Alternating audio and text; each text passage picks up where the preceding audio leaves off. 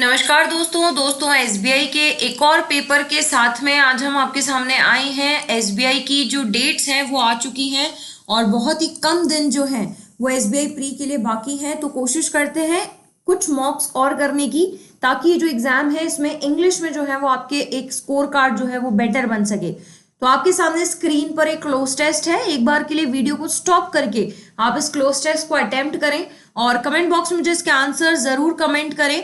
जितनी प्रैक्टिस आप अब कर सकते हैं उतनी ही जी और जान आप लगा दें इस पेपर के लिए। तो जरा करते हैं इस क्लोज टेस्ट को कि ये क्लोज टेस्ट क्या कहता है। देखिए फ्रेंड्स, क्या है ये close test. Getting a good night sleep is just as essential as a healthy diet. ये कह रहा है कि रात की एक अच्छी नींद जो है वो उतनी ही जरूरी है जितनी कि एक हेल्दी डाइट हमारे लिए जरूरी होती है। And dash exercise. और कैसी एक्सरसाइज, देखो अनयूजुअल नहीं आएगा क्योंकि यहाँ पे एक पॉजिटिव वर्ड आएगा। एक्टिव एक्सरसाइज नहीं होती है। सेल्डम का मतलब भी कभी कभार होता है, तो ये भी नहीं आएगा। सिस्टम एक्सरसाइज भी नहीं होगा। इसका राइट आंसर क्या होगा, रेगुलर एक्सरसाइज। रेगुलर एक्सरसाइज यानी जो एक आधा दिन नहीं, डेली वर्कआउट पर जो हम करते हैं। तो एक अच्छी नींद उतनी ही जरूरी है जितनी कि एक हेल्दी डाइट और एक रेगुलर एक्सरसाइज जरूरी है। अनफॉर्चुनेटली, लेकिन बदकिस्मती से, according to the National Sleep Foundation, इस फाउंडेशन के हिसाब से 62% of the American adult population, जो अमेरिका की एडल्ट पॉपुलेशन है, डैश फ्रॉम स्लीप इश्यूज, वो क्या करती हैं, वो सफर करती हैं स्लीप इश्यूज से। तो देखो पॉपुलेशन की बात कर रहा है और यहां पर ये बात कर रहा है कि स्लीप फाउंडेशन के अनुसार, तो यहां पर सिंगुलर वर्ब आएगी तो इंडिकेट आ नहीं सकता, एड्रेस आ नहीं सकता। और यहां पर ये कह रहा है पॉपुलर जो पॉपुलेशन है वो स्लीप डिसऑर्डर से, यानी कि एक नेगेटिव वर्ड आएगा, तो यानी आएगा सफर्स फ्रॉम। वैसे भी हम ये फिक्स प्रपोजिशन से भी कर सकते हैं कि फ्रॉम के साथ में हमेशा सफर का यूज होता है। तो ये एक फिक्स प्रपोजिशन है कि सफर के साथ में हम क्या बोलते हैं, फ्रॉम ही बोलते हैं। हम लेटर लिखते हैं तब भी यही कहते हैं ना, सफरिंग फ्रॉम फीवर, तो सफर के साथ हमेशा फ्रॉम आता है। तो यहां पर ऑप्शन क्या होगा, सफर्स फ्रॉम स्लीप इश्यूज। जो अमेरिका की एडल्ट पॉपुलेशन है वो किससे सफर करती है, स्लीप इश्यूज से। Every couple of nights per week, यानी कि हर हफ्ते की लगभग जो रातें हैं उनमें उनको स्लीप इश्यूज रहते हैं। स्लीप डेप्रीवेशन, स्लीप की जो कमी है, negatively dash the quality of your life, वो आपकी लाइफ में क्या करती है, नेगेटिव क्या डालती है। अब ना यहां पर ये बोल रहा है स्लीप डेरिवेशन, तो सिंगुलर है ना, तो सिंगुलर के साथ अफेक्ट आएगा नहीं क्योंकि सब्जेक्ट सिंगुलर है, इफेक्ट भी नहीं आएगा। ऑब्जर्व नहीं करती है ये और फैसिलिटेट भी नहीं करती है। ये क्वालिटी ऑफ लाइफ को क्या करती है, इम्पैक्ट करती है, यानी हमारी जो लाइफ की क्वालिटी है वो नेगेटिवली उस पर क्या डालती है, असर डालती है। तो negatively impacts the quality of your life, got it, as well as your overall health, और साथ ही साथ ये आपकी ओवरऑल हेल्थ पर भी क्या करती है, इफेक्ट डालती है। नेक्स्ट आगे बढ़ते हैं। In fact multiple studies show that, कई सारी स्टडीज जो है वो ये बताती है, लैक ऑफ डैश स्लीप, यानी कमी होना, किसमें कमी होना, नींद में नहीं, कमी होना। और कौन सी नींद में कमी होना, पर्याप्त मात्रा की नींद में कमी होना। तो एडिशनल स्लीप तो होगा नहीं, एडवांस स्लीप भी नहीं होगा। एंटीसिपेट का मतलब होता है कि जब हम किसी चीज की एक्सपेक्टेशन करते हैं ना, यानी कि जब किसी होने की आशंका होना, that is known as anticipate. तो ये भी नहीं होगा, बेयरली भी नहीं होगा। तो ये कह रहा है एडिक्वेट स्लीप, एडिक्वेट स्लीप यानी पर्याप्त मात्रा में नींद की कमी कैन नेगेटिवली इम्पैक्ट, वो किस पे, देखो यहां पर भी इम्पैक्ट आ रहा है ना, can negatively impact your hormones. तो हम यहां से भी ऑप्शन नंबर 2 देख सकते, ऑप्शन नंबर 3 देख सकते थे, इम्पैक्ट द क्वालिटी ऑफ, ठीक है। इम्पैक्ट योर किस पर इम्पैक्ट डालती है, नेगेटिव, हॉर्मोन्स पर डालती है, एक्सरसाइज परफॉर्मेंस पर डालती है, ब्रेन की फंक्शनिंग भी जो है वो नेगेटिवली इम्पैक्ट होती है, और आपका एनर्जी लेवल भी इम्पैक्ट होता है। फिर आगे बढ़ते हैं। इन एडिशन, और it can dash to moodiness, ये और क्या कर सकती है। अब देखो इट कैन है ना, कैन मॉडल है, वर्ब की फर्स्ट फॉर्म आएगी, तो ट्रांसफॉर्म हो नहीं सकता, कॉज्ड नहीं हो सकता, इंडिकेटेड नहीं हो सकता। अब कंसिस्ट के साथ तो ऑफ आता है, जबकि यहाँ तो टू है, तो मुझे यहाँ पे क्या करना पड़ेगा, लीड टू, है ना, लीड के साथ टू आता है और कंसिस्ट के साथ ऑफ आता है, तो लीड टू मूडीनेस होगा। मेमोरी इश्यूज भी हो सकते हैं। ट्रबल, किसमें ट्रबल, सोचने में ट्रबल, तो ट्रबल थिंकिंग, है ना, सोचने में भी हमें दिक्कत हो सकती है प्रॉपरली। एंड फोकसिंग, फोकसिंग भी हम नहीं कर पाते। वर्स्ट ऑफ ऑल, और सबसे ज्यादा वर्स्ट क्या होता है, dash sleep can cause high blood pressure. अब कौन सी स्लीप है जो blood pressure, high blood pressure cause करती है? तो यहाँ पर मीनिंग्स देखते हैं। देखो एब्सोल्यूट का मतलब तो होता है कंप्लीट, तो अगर नींद कंप्लीट ही हो गई तो फिर वो मुझे कैसे ब्लड प्रेशर हाई करेगी? वो तो गुड है ना। डेस्परेट भी नहीं होगा। डेस्परेट का मतलब होता है किसी चीज को करने के लिए आउट ऑफ कंट्रोल हो जाना। पागल कहते हैं ना, बहुत ज्यादा डेस्परेट हो रहा है काम को करने के लिए, बहुत ज्यादा उतावला हो रहा है। डिसेबिलिटी भी नहीं होगा, सोने की डिसेबिलिटी थोड़ी ना होती है। इमोशनल स्लीप भी नहीं होगी, ये कहलाएगी क्रोनिक स्लीप। तो यानी क्रोनिक स्लीप यानी जब लंबे समय तक अगर आप अच्छी खासी नींद नहीं लेते हो। क्रोनिक का मतलब होता है ऐसी कोई चीज जो बहुत लंबे समय तक कंटिन्यू रहती है। तो अगर आपकी स्लीप क्रोनिक है यानी लंबे समय तक अगर आप प्रॉपर नींद नहीं ले रहे हो तो आपको हाई ब्लड प्रेशर हो सकता है, आपको वेट गेन भी हो सकता है ना, कह रहा है ना वेट गेन, और आपका इम्यूनिटी सिस्टम जो है वो भी क्या हो सकता है, वीक हो सकता है। इन डेप्थ अगर और गहराई में जाए तो स्टडीज ये भी बताती है दैट क्रोनिक, ये देखो यहां से भी आप पता कर सकते हैं कि यहाँ पे क्रोनिक ही आएगा। क्रोनिक पुअर स्लीपर्स, जो क्रोनिक पुअर स्लीपर्स होते हैं ना उनको बहुत हाई रिस्क होती है किसकी, डेवलपिंग कैंसर की। उन्हें कैंसर होने की बहुत हाई रिस्क होती है और वो उससे मर भी सकते हैं। तो if you are planning to के बाद वर्ब की फर्स्ट फॉर्म आएगी। तो if you are planning to dash your health, अगर आप यहाँ पर अपनी हेल्थ को क्या करना चाहते हो, अच्छा यानी कि पॉजिटिव वर्ड आएगा ना। तो if you are planning to retrieval तो नहीं होगा, टू के बाद वर्ब की फर्स्ट फॉर्म आएगी, रिट्रीवल वर्ब नहीं है। प्लानिंग टू एस्टिमेट भी नहीं कर रहे हैं अपन, डिक्लाइन नेगेटिव वर्ड है, डिग्रेड भी नेगेटिव वर्ड है। यहाँ बोल रहे हैं if you are planning to optimise your health. Optimise your health मतलब बेस्ट यूज अगर आप करना चाहते हैं या अगर आप अपनी हेल्थ को इंप्रूव करना चाहते हैं तो ऑप्टिमाइज इज इंप्रूव का synonym. If you are planning to optimise your health dash the quality of your sleep, तो आप अपनी स्लीप की क्वालिटी को क्या करें, लोअर तो करेंगे नहीं, पॉजिटिव वर्ड आएगा ना, करप्ट भी नहीं करेंगे, ये भी नेगेटिव वर्ड है। एग्रीगेट भी नहीं होगा क्योंकि एग्रीगेट का क्या मतलब होता है, किसी चीज का एग्रीगेट निकालते ना अपन एवरेज, तो एवरेज भी नहीं आएगा। इम्पेयर जो है, इम्पेयर का मतलब तो डैमेज होता है या किसी चीज को वीक बनाना होता है, ये भी नेगेटिव वर्ड है। पॉजिटिव क्या होगा, इंप्रूव, तो improve the quality of your sleep, अपनी स्लीप की क्वालिटी को क्या करें, इंप्रूव करें। एंड लॉस वेट, ताकि आप अपना वेट भी लॉस कर सके, और must get a good night sleep, और आपकी नींद जो है वो अच्छी खासी रहे। ये एक क्लोज टेस्ट था जो स्लीप पर बेस्ड था, क्वाइट इजी था। चलिए आगे बढ़ते हैं। नेक्स्ट ये कुछ क्वेश्चंस एरर स्पॉटिंग से रिलेटेड है, तो जरा एक बार इन एरर स्पॉटिंग्स को करते हैं कि एरर स्पॉटिंग क्या कहता है। पहले आप कोशिश करिए, मुझसे पहले आप खुद जज कर लें एरर क्या है, उसके बाद फिर जो मैं बताऊं वो तो राइट है ही। चलिए देखते हैं 9th क्वेश्चन क्या कह रहा है। Despite of the rising share of the Delta variant, the overall incidence in Germany has been steadily declining in recent weeks.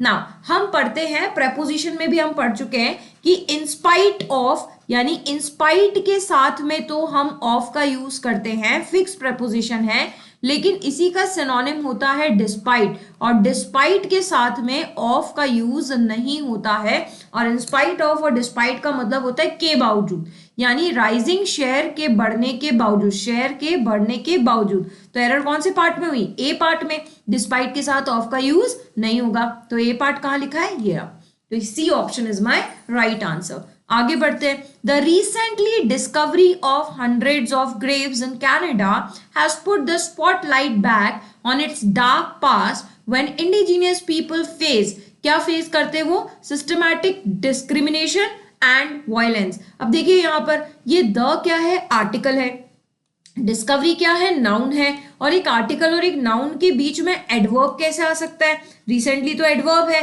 जबकि एक आर्टिकल और एक नाउन के बीच में कौन सर्वाइव करता है, एडजेक्टिव सर्वाइव करता है। तो रिसेंटली का एडजेक्टिव क्या हो जाएगा, रिसेंट। तो एरर कौन से पार्ट में, अगेन फर्स्ट पार्ट में। तो राइट आंसर क्या होगा, the recent discovery of hundreds of Graves. तो यानी my answer is A option. चलिए आगे बढ़ते हैं। नेक्स्ट एक और क्वेश्चन है जो मुझसे फिर वापस एरर स्पॉटिंग पूछ रहा है। क्या पूछ रहा है ये, I would have gotten. Now would, have और गॉटन, हैव के बाद वर्ब की कौन सी फॉर्म आती है, थर्ड फॉर्म आती है। तो वुड हैव गॉटन बिल्कुल सही लिखा है। अ परफेक्ट स्कोर, नाउ अ एक आर्टिकल है, स्कोर नाउन है, तो उस हिसाब से बीच में एडजेक्टिव आएगा, परफेक्ट बिल्कुल एडजेक्टिव है। A perfect score except I made simple mistakes. देखो ये कह रहा है आई वुड हैव गॉटन, मेरा एक परफेक्ट स्कोर आ जाता अगर मैं सिंपल मिस्टेक्स नहीं करता तो यानी यहाँ एक्सेप्ट तो क्या होता है, किसी चीज को रिसीव करना होता है, तो यहाँ ये एक्सेप्ट नहीं आएगा, ये वर्ड की प्रॉब्लम है। यहाँ एक्सेप्ट आएगा EXCEPT, जो बात कर रहा है सिवाय, यानी सिंपल मिस्टेक्स करने के सिवाय अगर मैं ये मिस्टेक्स नहीं करता तो मेरे अच्छा स्कोर आ गया होता। तो कौन से पार्ट में एरर है, सी पार्ट में। यहाँ एक्सेप्ट ये वाला नहीं आएगा, यहाँ एक्सेप्ट आएगा EXCEPT। नेक्स्ट आगे बढ़ते हैं। He lifted the nest gently। देखो लिफ्टेड के लिए यूज हो रहा है तो जेंटली एडवर्ब बिल्कुल सही है, क्योंकि वर्ब के लिए क्या आता है, एडवर्ब भी आता है। तो he lifted the nest gently and put it, and के पहले और एंड के बाद सेम स्ट्रक्चर, पुट की थर्ड फॉर्म भी पुट ही होती है, सही लिखा है। Put it in a safety place in the forks of the tree। Now देखो सेम प्रॉब्लम है, a is an article, place is a noun, और अगेन आर्टिकल और नाउन के बीच में क्या आता है, अगेन आर्टिकल और नाउन के बीच में एडजेक्टिव आना चाहिए ना, तो सेफ्टी नहीं होगा, क्या होगा, सुरक्षित जगह, उसको क्या बोलते हैं अपन, सेफ प्लेस बोलते हैं, सेफ्टी प्लेस नहीं बोलते हैं। तो राइट आंसर क्या होगा, अ सेफ प्लेस, कहां पर, in the forks of the tree. यानी कौन से पार्ट में एरर हुई, सी पार्ट में, ऑप्शन नंबर सी। नेक्स्ट बढ़ते हैं। Sometimes very terrible accidents happens, कई बार जो है ना बहुत भयानक एक्सीडेंट्स होते हैं। नाउ वेरी टेरेबल एक्सीडेंट्स जो है ना, ये मेरे सेंटेंस में कैसा सब्जेक्ट है, प्लूरल सब्जेक्ट है।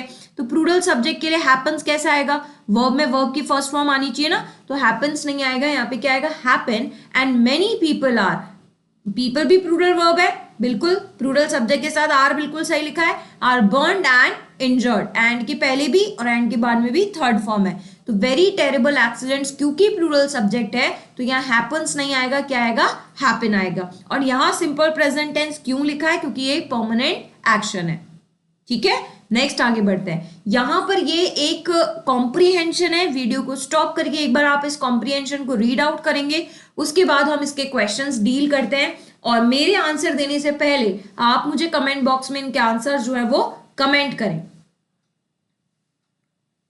चलते पढ़ते हैं कि ये क्लोज कॉम्प्रीहेंशन किसके बारे में है, देखते हैं। Screaming is a unique noise, screaming जो है ना, चिल्लाना, वो एक अलग तरीके की नॉइज है। रिसर्च ने सजेस्ट किया है when we scream in fear, कि जब हम डर के मारे चिल्लाते हैं, the noise serves the dual purpose of, तो ये जो नॉइज है ना, ये दो काम करती है। Dual purpose of sharpening our own focus, हमारा फोकस भी शार्पन करती है, in the face of the threat, जिस चीज से आप डर के चिल्लाए हो उस पर आपका फोकस शार्पन करती है, एज वेल एज। और दूसरा क्या काम करती है, दूसरों को भी वार्निंग करती है कि भाई हम चिल्लाएं, इसका मतलब सामने वाला भी सचेत हो जाता है, कुछ तो हुआ है, ये क्यों चिल्लाया भाई। इनफैक्ट इसके अलावा our brain process screams in a unique way, जो हमारा ब्रेन है ना, उसका जो प्रोसेस है वो एक अलग ही तरीके से चिल्लाता है। Most noises we hear are, जितनी नॉइजेस हम सुनते हैं ना, are delivered from our ear to an area of the brain, वो हमारे कान से हमारे ब्रेन के एक एरिया तक डिलीवर होती है, जो डिवोटेड है किसके लिए, साउंड को पहचानने के लिए और उसे कंपोनेंट पार्ट्स में तोड़ने के लिए। जैसे जेंडर पता चल जाता है, एज पता चल जाती है, टोन पता चल जाती है, हाई है कि लो है, ब्रास पता चलता है, स्ट्रिंग एंड इलेक्ट्रॉनिक इंस्ट्रूमेंट क्या बजा है, किसकी आवाज थी, वो सब हमें जो है इस ब्रेन के हिसाब से पता चल जाता है। और सेवरल कंबाइंड जैसे कोई रैबिट की आवाज है कि कुकू की आवाज, जानवर भी पहचान लेते हैं हम, और कौन से जानवर ने साउंड बजाई, ये भी एक कुत्ते ने भौंका है कि एक बिल्ली की आवाज है, इतना तक भी हमारा ब्रेन इंडिकेट कर लेता है। This indicates that we differentiate, इसका मतलब इस बात से ये पता चलता है कि हम हर टाइप की नॉइज को डिफरेंशिएट कर पाते हैं जो हम रोज सुनते हैं, इवन सबकॉन्शियसली, यानी कि जब हम नींदों में है ना, बेहोशी की हालत में भी हम जो है वो ये आवाज पहचान लेते हैं। अ स्क्रीम इज अ टफ दो according two is a different, मतलब ये कह रहा है जो स्क्रीम है ना वो डिफरेंट डिफरेंट होती है अकॉर्डिंग टू, किसके अकॉर्डिंग, डेविड प्यूपिल के अकॉर्डिंग, जो पीएचडी करे हुए हैं और एक प्रोफेसर है साइकोलॉजी के और न्यूरल साइंस के, एट कहां पर, न्यूयॉर्क यूनिवर्सिटी। इनके हिसाब से इन्होंने कहा है जो स्क्रीमिंग है वो डिफरेंट डिफरेंट टाइप की होती है। प्यूपिल is the lead author of 2015 study के, ये लीड ऑथर थे दैट लुक्ड इनटू, जिन्होंने देखा था what happens in the body when people scream in fear, कि जब लोग डर के मारे चिल्लाते हैं तो बेसिकली हमारी बॉडी में क्या होता है, इसका इन्होंने पता लगाया था स्टडी के द्वारा। अ स्क्रीम गोज, तो इन्होंने ये पता किया कि जो एक स्क्रीम है ना, ये goes straight from ear to amygdala, ये हमारी सीधा कानों से कहाँ जाती है, अमाइल डाला में जाती है, जो कि ब्रेन का एक पार्ट है जो प्रोसेस करता है फियर को and kick starts the bodies fight और फ्लाइट रिस्पॉन्स, और वो हमारी बॉडी को फिर फाइट और फ्लाइट रिस्पॉन्स के लिए रेडी करता है। The sound jolts our brains into increase, और हमारा जो ब्रेन है उसको क्या कर देता है, अलर्ट कर देता है, और हमारी बॉडी को भी अलर्ट कर देता है, और उसका एनालिसिस जो है वो भी बढ़ा देता है। This is specially true for screams when we are scared, और ये कब के लिए ज्यादा स्पेशली ट्रू है, जब हम डर के मारे चिल्लाते हैं। These have a unique sound, इनकी साउंड अलग ही होती है, सिग्नेचर साउंड होती है, encompassed by the term, और ये साउंड कैसी होती है, रफ होती है, इतनी सॉफ्ट वॉइस नहीं होती है। ये रफनेस है इज व्हाट सर्व्स टू, जो हमारे को डेंजर से अलर्ट करती है। ह्यूमंस और जो अदर एनिमल्स की स्क्रीम है वो अलग अलग रीजन के लिए हो सकती है, जैसे खुशी में हो सकती है, सरप्राइज में हो सकती है, और डर में हो सकती है। But we have evolved to be able to produce different shrieks and to be able to discern the difference when we hear them, और ये कह रहा है कि जब हम इस प्रकार की श्रीक्स यानी आवाजें निकालते हैं तो हम डिफरेंस कर पाते हैं उन्हें सुनने से कि वो क्या क्या साउंड निकली जा रही है। जैसे इंसिडेंटली है तो रफनेस होगी, यही है जो आपको बताएगी। अच्छा, we find the sound of a baby crying, छोटे बच्चे की रोने की आवाज, फिंगर नेल्स, चॉक बोर्ड्स पर जो आवाज आती है फिंगर नेल्स की, बोथ साउंड्स हैव, जिनकी रफनेस जो है वो बहुत ज्यादा हाई होती है। इफ वी फोकस ऑन, अगर हम साउंड पे फोकस करते हैं जो हमारी अटेंशन गेन करती है, we will be able to tell, तो हम बता भी पाते हैं कि कौन सी रफ है या नहीं है। बट वॉट अबाउट पीपल, लेकिन उन लोगों का क्या जिनका रिएक्शन ऑपोजिट रहता है जब वो डर जाते हैं। ऑपोजिट मतलब ना तो ये चिल्ला पाते हैं डर के मारे, बल्कि ये क्या हो जाते हैं, स्पीचलेस, आवाज ही बंद हो जाती है डर के मारे। This has been less studied, इसके बारे में पढ़ाई कम हुई है, but it's likely a part of third overlooked response, लेकिन ये बताया गया है कि ये टेरर का तीसरा रिस्पॉन्स कहलाया जाता है, जिसको कहते हैं paralysis. Contrary to pop medicine, इनके हिसाब से फाइट और फ्लाइट जो है ना वो ही सिर्फ दो रिस्पॉन्स नहीं है स्कैर होने के। जो ह्यूमंस हैं लाइक अदर एनिमल्स, दूसरे एनिमल्स के जैसे क्या हो जाते हैं, डर के मारे फ्रीज हो जाते हैं, ऐसे हो जाते हैं जैसे मर गए हैं, डर से आवाज ही नहीं निकलती है बिल्कुल ही। दिस हैपेंस, और ये इनवॉलंटरी होता है, आपकी चाहत से नहीं हो रहा है, ये अपने आप हो रहा है। कब होता है, जब आपके ब्रेन का जो सेरेबेलम वाला पार्ट है वो रेगुलेट करता है मसल एक्टिविटी को, और ये ओवर पावर हो जाता है, यानी इसे ओवर पावर कर लेता है कौन, आपका फियर यानी कि डर।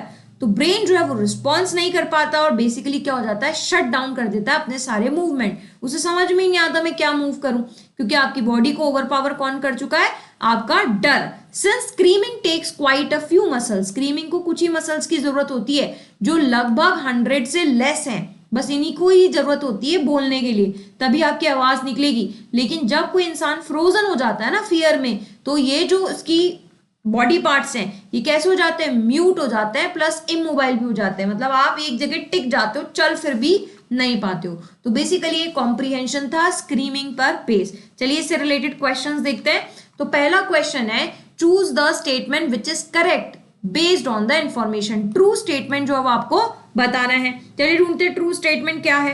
पहली लाइन क्या बोल रहा है, our system are built in a way that only allows us to scream in dangerous और थ्रेटफुल, मतलब हमारा सिस्टम इस तरीके से बना हुआ है क्या जो हमें सिर्फ चिल्लाने को कहता है जब हम डेंजर और थ्रेटफुल सिचुएशन में होते हैं, तो नहीं। इसने देखो हमें कहा था कि हम स्क्रीम है ना जॉय में भी करते हैं, यानी हम खुशी में भी स्क्रीम करते हैं, और जबकि यहाँ पे ये क्या कह रहा है, सिर्फ आप डेंजरस और थ्रेटफुल सिचुएशन में चिल्लाते हो, तो ये तो गलत हो गया ना। फिर पढ़ते हैं, one of the ways human tackle fear is by going a freeze mode. एक तरीके से ह्यूमन जो है वो फियर को कैसे टैकल करता है, फ्रीज मोड पे जाने से और डेड की तरह एक्ट करने से। तो बिल्कुल यहाँ पे इसने यही कही थी कि इंसान क्या हो जाता है, फ्रीज हो जाता है, और किसकी तरह एक्ट करता है, डेड की तरह एक्ट करता है। इसका मतलब ये ऑप्शन सही है। तीसरा क्या बोल रहा है, the brain sorts the noises we hear regularly. किस फैक्टर पर हमारा ब्रेन जो है वो रेगुलरली सॉर्ट करता है, जैसे जेंडर है, लो है, टोन या हाई है या एज है। बिल्कुल ये बात बताई थी कि हम पता कर सकते हैं जेंडर क्या है, एज क्या है, टोन हाई है, लो है या ब्रास है, ये सारी चीजें हम पता कर सकते हैं उन आवाजों के बारे में जो हम एवरीडे सुनते हैं, यानी ये ऑप्शन भी सही है, यानी सेकंड और थर्ड दोनों ऑप्शन सही है। तो right answer is option number A. आगे बढ़ते हैं। अकॉर्डिंग टू द आर्टिकल, इस आर्टिकल के अकॉर्डिंग क्या कंट्रीब्यूट करता है टू अलर्टिंग समवन, कोई इंसान डेंजर में है या नहीं है, क्या चीज है जो आपको अलर्ट करती है? ऑप्शन देखें क्या कह रहा है ये पहला option, the gesture and expression we make. भैया चिल्लाने में कोई एक्सप्रेशन नहीं निकलता है, चिल्लाने में आवाज निकलती है, तो ये तो गलत हो गया। The scream one let's out when faced with danger holds an element of roughness. हाँ, ये जो स्क्रीन है ना, जो आप चिल्लाए हो डर के मारे, वो आपकी रफनेस को बताती है और उससे पता चलता है कि इंसान कितना ज्यादा डेंजर में है। ये लाइन इसने मुझे कही थी, देखो ये लाइन इसने मुझे कहाँ कही थी, ये लाइन इसने मुझे कही थी कि जब कोई इंसान डरता है ना, देखो स्क्रीन गोज स्ट्रेट, ये हमारी यहाँ जाती है बॉडी पार्ट में और ये बताती है कि इंसान जो है ना वो कितना ज्यादा स्क्रीम में हुआ है, मतलब उसको में क्या प्रॉब्लम थी, कितना ज्यादा डरा हुआ है, उसकी रफनेस क्या है, वो मुझे यहाँ से पता चलती है। यही बताया था इसने मुझे, यानी option number second is right answer. ठीक है, फिर बोल रहा है सेक्रीशन ऑफ सर्टेन फ्लूइड और जूसेस की तो कोई बात ही नहीं हुई थी। फ्रीक्वेंसी जो है स्क्रीम की, हाउ ऑफन वी शाउट, वो बताती है, तो फ्रीक्वेंसी भी की भी कभी कभी बात नहीं हुई थी। तो यहाँ पर डेफिनेटली रफनेस से पता चलता है, तो रफनेस के बारे में जरूर बात हुई थी, तो option number B is my correct answer. Next पढ़ते हैं, आपको बताना है फॉल्स स्टेटमेंट कौन सा है, कौन सा स्टेटमेंट गलत है। The part of the brain that understands the fear and sends us, जो हमारा पार्ट है ब्रेन का जो फ्लाइट और फाइट मोड में जाता है उसे अमाइलगारा कहते हैं। बिल्कुल, ये बिल्कुल सही बात है। देखिए यहाँ इसने मुझे कहा भी था कि हमारे इस पार्ट को क्या कहते हैं, अमाइलगारा, और ये कहाँ का पार्ट है, पार्ट ऑफ द ब्रेन है, तो ये ऑप्शन बिल्कुल सही है। ठीक है, फिर नेक्स्ट सेकेंड ऑप्शन पढ़ते हैं, फॉल्स बताना है हमें, है ना। चलिए नेक्स्ट देखते हैं, नेक्स्ट भी मुझे क्या कह रहा है, next statement is the number of muscles जो है वो ओवर 100 है, जबकि इसने मुझे क्या कहा था, नंबर ऑफ मसल्स कितनी है, लेस देन 100 है, तो गलत हो गया ये स्टेटमेंट, यानी option number second is wrong. चलिए थर्ड पढ़ते हैं, the purpose of scream is, scream का पर्पस ये है to vent out your anger and release the emotion, emotion release करना है और एंगर को छुपाना है नहीं, ये बात तो बिल्कुल गलत है। इसने क्या कहा था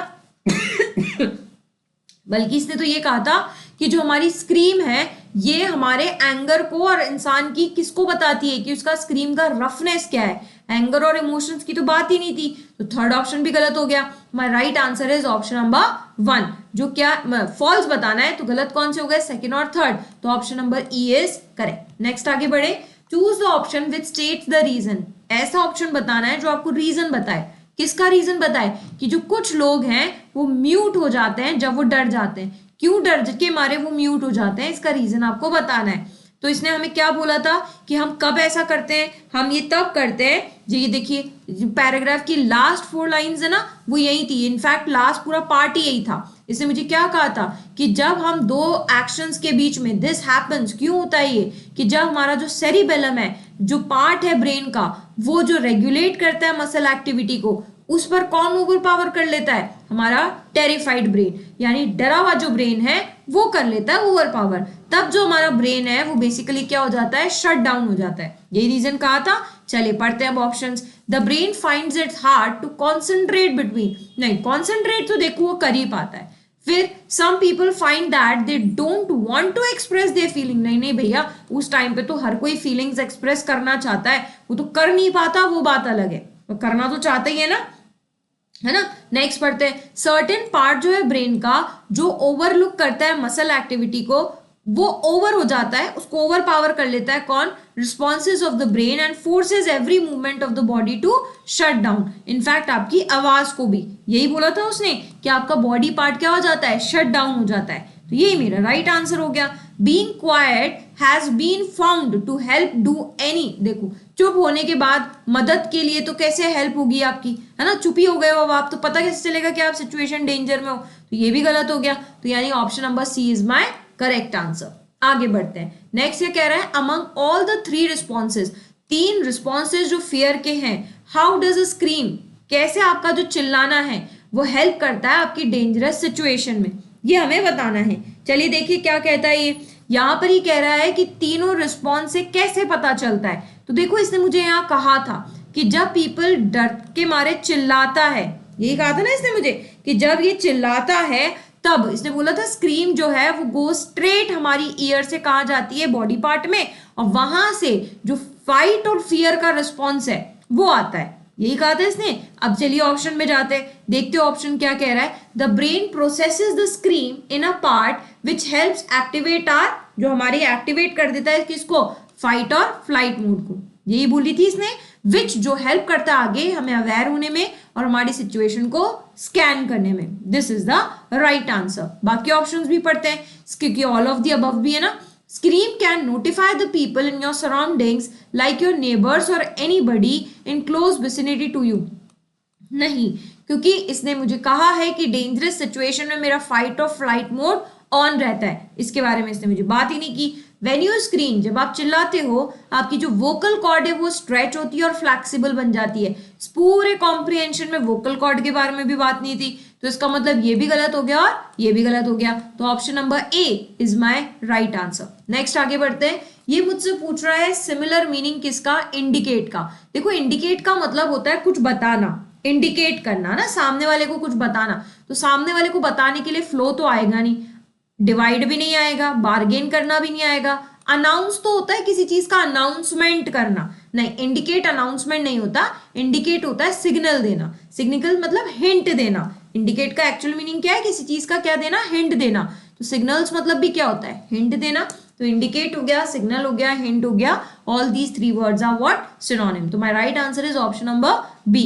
नाउ अगेन आपको फ्रेज का रिप्लेसमेंट बताना है, यानी इस फ्रेज का मतलब क्या है। तो फोकस ऑन का मतलब होता है किसी चीज पर फोकस करना, ध्यान देना, है ना। अब ध्यान देने के लिए यहाँ देखते हैं क्या है, तो ये तो सारी फ्रेज दिख रही है। अब इन फ्रेजेस के मीनिंग अपन को पता होनी चाहिए। तो फर्स्ट फ्रेज है ड्रेन आउट। देखो अपन कहते हैं ना पानी को ड्रेन आउट कर दिया है, ड्रेन आउट मतलब होता है किसी लिक्विड को कंप्लीटली क्या कर देना, एम्प्टी कर देना, किसी लिक्विड को कंप्लीटली क्या कर देना, एम्प्टी यानी खाली, हटा देना, साफ कर देना, वो क्या कहलाता है, ड्रेन आउट। नेक्स्ट है टीयर अपार्ट। देखो टीयर अपार्ट का मतलब होता है किसी एक पर्टिकुलर ग्रुप को डिस्ट्रॉय कर देना, यानी उस ग्रुप में बहुत सारे लोग थे, आपने उन्हें क्या कर दिया, डिस्ट्रॉय। अब ये डिस्ट्रॉय आपने किया कैसे, आपने उनके बीच में क्या करा दी, लड़ाई, है ना। तो एक पर्टिकुलर ग्रुप में लड़ाई करा करके उन्हें क्या कर देना, डिस्ट्रॉय, वो क्या कहलाता है, टीयर अपार्ट। नेक्स्ट है फायर अवे। देखो फायर अवे का तो मतलब आग से होता है, कहीं पर आग लगाने की अगर बात हो तो वो फायर अवे होता है। नेक्स्ट ये है फोकस ऑन।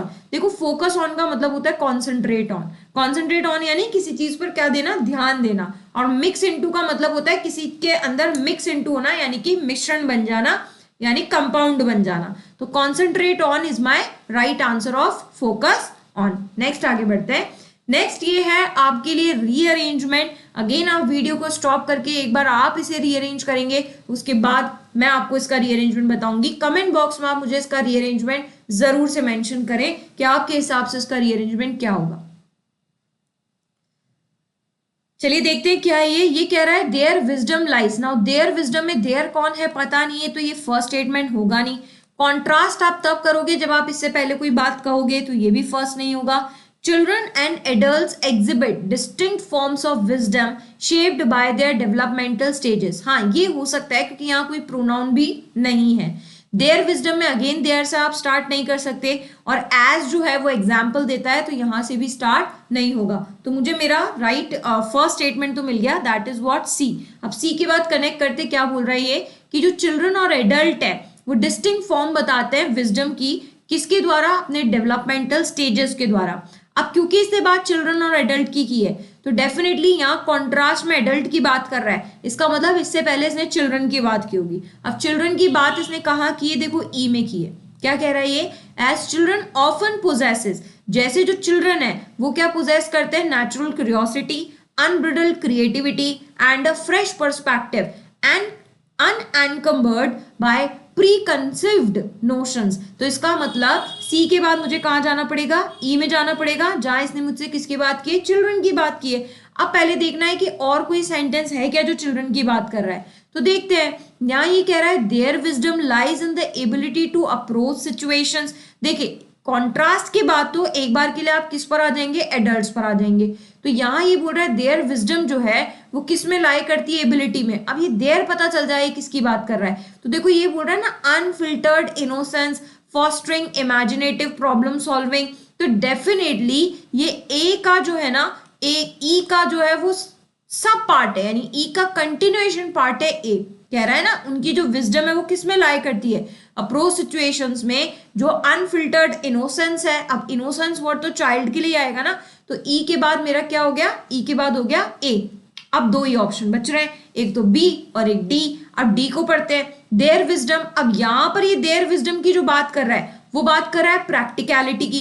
अब अगर ये प्रैक्टिकल की बात कर रहा है तो डेफिनेटली यहाँ पर विजडम एडल्ट की है, यानी अब आपको एडल्ट पर जाना पड़ेगा। और एडल्ट पे आप कहाँ गए थे, बी से गए थे ना, आपने कॉन्ट्रडिक्शन किया है ना, तो इसका मतलब ए के बाद क्या आ जाएगा, बी, और बी के बाद हो जाएगा ई। यानी बी और ई एक पेयर है जो एडल्ट की बात कर रहा है, ई और ए एक पेयर है जो चिल्ड्रन की बात कर रहा है, और जो सी है वो इन दोनों का स्टार्टिंग मुझे दे रहा है। तो मेरा राइट रीअरेंजमेंट क्या बन गया, सी ई ए बी और ई, बी और डी, सॉरी यहाँ मैंने ई मेंशन कर दिया है, यहाँ पे क्या होगा, बी और डी। अब इस हिसाब से आप अपने क्वेश्चंस के जो है वो आंसर देंगे। देखते हैं क्या बोल रहा है, ये थर्ड स्टेटमेंट बोल रहा है। तो अपन एक काम करते हैं, यहाँ पर अपना रीअरेंजमेंट लिख रहे थे।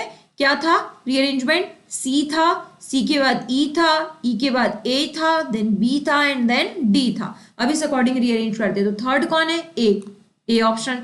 नेक्स्ट कौन पूछ रहा है, फिफ्थ कौन है, डी। नेक्स्ट क्या पूछ रहा है, सेकंड कौन है, ई। फिर पूछ रहा है फर्स्ट कौन है, सी। और आपसे करेक्ट सीक्वेंस पूछ रहा है, तो करेक्ट सीक्वेंस कौन सा है, C E A B D, that is option number D. उम्मीद है आपको ये रीअरेंजमेंट समझ में आया होगा, क्वाइट इजी था। नेक्स्ट आगे बढ़ते हैं। ये मुझसे बोल रहा है, देखिए इस टाइप के क्वेश्चंस जो है ना ये भी आपको आपके एसबीआई में देखने को मिल सकते हैं। ये एक तरीके से क्या है, आपका एरर स्पॉटिंग ही है। अब ये एरर स्पॉटिंग कैसा है, जरा इसके बारे में बात करें। तो यहां पर ये मुझसे बोल रहा है आपको वो स्टेटमेंट ढूंढना है कि कौन सा ग्रामेटिकली करेक्ट है ना, जिसमें कोई ग्रामेटिकल एरर नहीं है। तो एक काम करते हैं, जिसमें एरर होगा वो एलिमिनेट हो जाएगा, जिसमें एरर नहीं होगा वो आंसर हो जाएगा। तो जरा मतलब आपको गलती ढूंढनी है ताकि हम उस ऑप्शन को क्या कर सके, एलिमिनेट कर सके। देखिए करते हैं स्टार्ट। द कैट कर्डल्ड अप, जो कैट है वो कहाँ कर्ल कर रही है, वो अपने बेड में। तो अपने बेड की अगर बात कर रहे हैं तो वो कैट का ही बेड है ना, तो अगर वो कैट का ही बेड है तो यहाँ इट्स में इट इज नहीं आएगा, पोजेसिव एडजेक्टिव आएगा। पोजेसिव एडजेक्टिव आएगा तो क्या होगा, इट्स बेड होगा। कैट के लिए इट्स का यूज करूंगी, तो the cat curled up its bed purring softly, गलती मिल गई इसमें। नेक्स्ट देखते हैं, John's new apartment is bigger than his old one. तो जो जॉन का नया अपार्टमेंट है, कंपैरिजन कर रहे हैं, तो कंपैरिजन में बिगर देन ही आएगा। और ओल्ड वन यानी उसके पुराने वाले से, हमने पढ़ा वाले के लिए वन का हम यूज करते हैं, तो इस स्टेटमेंट में कोई गलती नहीं है।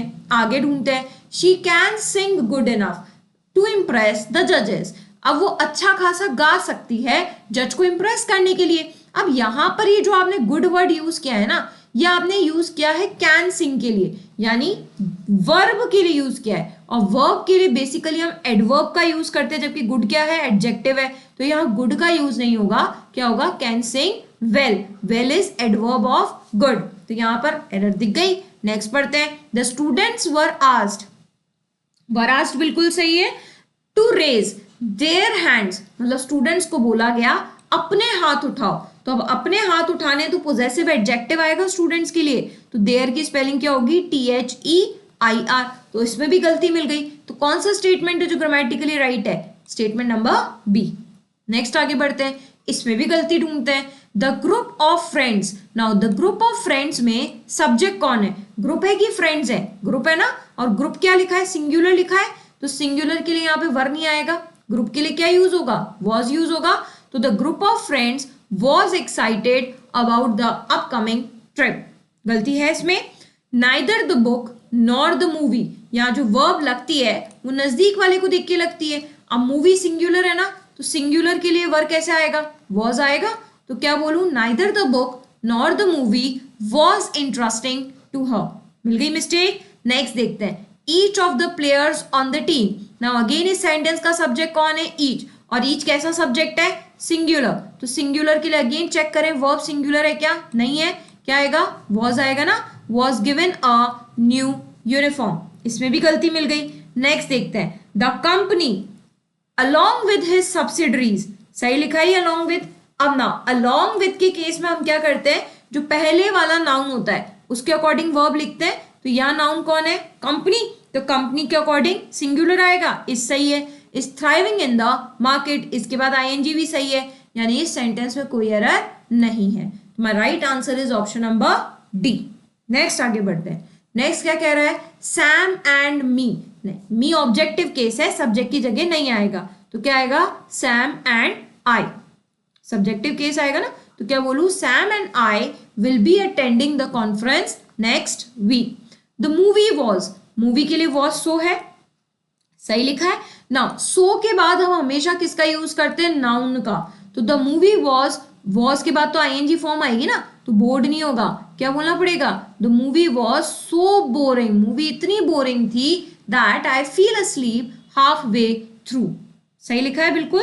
तो the movie was so boring. She asked him to lay down and rest for a while. Now lay down का मतलब होता है लेटना, तो चेक करो पहले कि टू के बाद वर्ब की फर्स्ट फॉर्म सही लिखी है क्या, बिल्कुल सही लिखी है। फिर चेक करो टू ले डाउन एंड के बाद वर्ब की फर्स्ट फॉर्म लिखी है, बिल्कुल सही लिखी है। शी आस्क्ड हिम भी सही लिखा है, तो she asked him to lay down and rest for a while, इस सेंटेंस में कोई गलती नहीं दिख रही है। फिर नेक्स्ट पढ़ते हैं, the team congratulates each other after a hard fought victory. बहुत मुश्किल से जीतने के बाद टीम ने एक दूसरे को कॉन्ग्रेचुलेट किया। ना ईच अदर का जो बेसिकली हम यूज करते हैं ना, वो दो के लिए करते हैं, और यहाँ पर मेंशन ही नहीं है कि टीम में दो प्लेयर्स थे, और ईच अदर के लिए टू का मेंशन करना जरूरी है। तो जब टू मेंशन ही नहीं है तो यहाँ हम ईच अदर का यूज नहीं करेंगे, किसका यूज करेंगे, वन अनदर का जो है वो हम यूज करेंगे। तो यानी यहाँ बेसिकली एरर क्या हो गई कि ईच अदर का यूज नहीं होगा। तो my right answer is option number C. Next बात करते हैं, the team of researchers. Now again इतने से पार्ट में सेंटेंस का सब्जेक्ट कौन है, टीम, और टीम कैसा सब्जेक्ट है, सिंगुलर। तो जब सिंगुलर सब्जेक्ट है तो यहाँ वर नहीं आएगा, क्या आएगा, was conducting experiments in the laboratory. Next पढ़ते हैं, ही बॉट, जब टू बोल रहे हो तो मच का यूज कैसे कर सकते हो, मच का यूज तो अनकाउंटेबल के लिए होता है ना, काउंटेबल के लिए तो मेनी का यूज होगा। तो ही बॉट टू मैनी, अच्छा यहाँ पर ये टू मैनी भी नहीं है, मच सही लिखा है, ये बोल रहा है बहुत ज्यादा कैंडी ले आया, और बहुत ज्यादा के लिए तो टू गलत लिखा है, टू मच होगा। टू मच मतलब होता है अति में, टू मच क्या होता है, अति में। तो he bought too much candy at the store, ठीक है। Every item on the agenda, again sentence का सब्जेक्ट कौन है, एवरी, और एवरी कैसा सब्जेक्ट है, सिंगुलर सब्जेक्ट है। तो अगर एवरी सिंगुलर सब्जेक्ट है तो यहाँ वर नहीं आएगा, क्या आएगा, वॉज। हमें बेसिकली क्या करना होता है एरर स्पॉटिंग में, मैक्सिमम आप सब्जेक्ट के हिसाब से आपकी जो वर्ब है ना उसे चेक करते रहें। अगर सब्जेक्ट के अकॉर्डिंग वर्ब सही चल रही है तो इसका मतलब टेंस रिलेटेड एरर नहीं है। बाकी मोस्टली सेंटेंसेस में आपको टेंस रिलेटेड एरर दिख जाएगी आसानी से। आई कुड नॉट फाइंड, अब सबसे पहले चेक करो कुड मॉडल है, वर्ब की फर्स्ट फॉर्म है क्या, बिल्कुल है। I could not find my keys anywhere, मुझे मेरी कीज कहीं पर भी नहीं मिल रही है। फिर आगे पढ़े, so I had to use an, तो मुझे क्या यूज करना पड़ रहा है, एक ऑल्टरनेटिव पेयर, ऑल्टरनेटिव यानी दूसरी चाबी यूज करनी पड़ रही है। तो सेंटेंस में कोई एरर नहीं है, तो मेरा आंसर क्या हो गया, ऑप्शन नंबर डी। चलिए लास्ट क्वेश्चन देखते हैं शिफ्ट का। He wore his new jeans with a, अब देखो उसने अपनी नई जीन्स पहनी है जिसकी फिटिंग कैसी है, ढीली है ना, तो ढीली के लिए ये लूज नहीं होता, इसका मतलब तो हारना होता है। लूज की स्पेलिंग क्या होगी, LOOSE, ढीली पहनी है। She could not bear the thought of saying goodbye, bear का मतलब होता है सहना, यानी वो सह नहीं पा रहा है गुड बाय, यानी कि किसी से दूर होना वो सहन नहीं कर पा रहा है, गुड बाय बोलना सहन नहीं कर पा रहा है। तो यहाँ पर सहन करने के लिए बेयर ये वाला नहीं आता, बेयर होता है BEAR, ये वाला बेयर तो होता है नंगा बिना कपड़ों के, जबकि यहाँ सहने की बात हो रही है, उसकी स्पेलिंग होती है BEAR। I will meet you, सही लिखा है, I will meet you there. अब यहाँ प्लेस के लिए THEIR नहीं आता, प्लेस के लिए देयर कौन सा वाला आता है, THERE वाला आता है। तो I will meet you there at the coffee shop, मैं कहाँ मिलूंगा, उस कॉफी शॉप पे मिलूंगा। The teacher explained the concept clearly, भाई जो टीचर है उसने अब कंसेप्ट कैसे एक्सप्लेन किया, बिल्कुल क्लियरली एक्सप्लेन किया, तो कंसेप्ट के लिए क्लियरली सही लिखा है। एंड द स्टूडेंट्स, और स्टूडेंट्स को भी बिल्कुल समझ में आ गया, and the students understood it, सही लिखा है, पूरा पास्ट टेंस में चल रहा है, तो इस सेंटेंस में कोई एरर नहीं है। तो D option is my right answer. तो बेसिकली एक और आपका मॉक था जो आपके SBI से रिलेटेड था, और उम्मीद है कि जो इंग्लिश में आपका स्कोर कार्ड है वो काफी अच्छा इंक्रीज हो रहा होगा। आगे इसी तरह और एसबीआई के मॉक के लिए हम फिर वीडियो बनाते रहेंगे और आपसे मिलते रहेंगे। तब तक के लिए फ्रेंड्स, जय हिंद, जय भारत, राधे राधे।